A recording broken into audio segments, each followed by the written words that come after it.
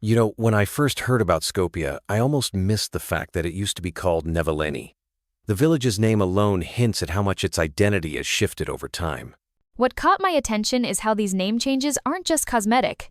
When they renamed it Skopje in 1928, after centuries as Anno Nevoljani, it reflected this real push to reshape local identity, especially after so much political upheaval in the region.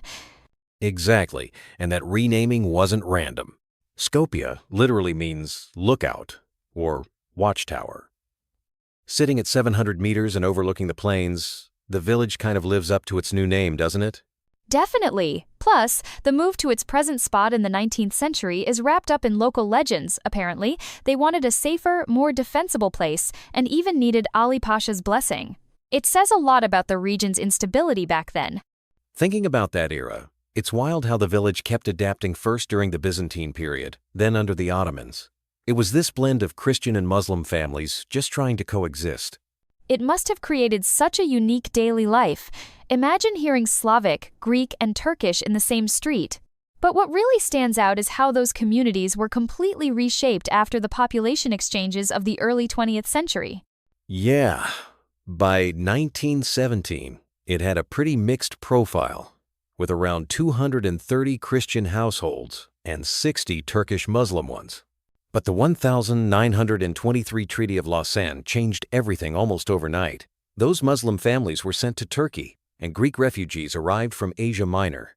It's intense to think about losing neighbors you've known forever and suddenly welcoming people from a different part of the world, all while your own village's name and language are being transformed.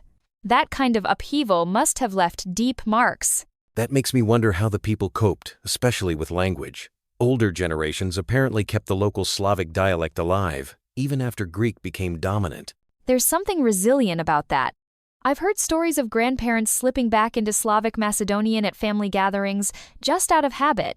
But now, with most young people speaking only Greek, some of those old dialects are fading fast. Still, it helps that groups like the Amyntas's Cultural Association are around. They're not just about keeping the local dialects alive. They organize folk dances and music, keeping that Lerin, Florina flavor front and center. Totally. Those cultural clubs become almost like living museums. And let's not forget the impact of religious sites.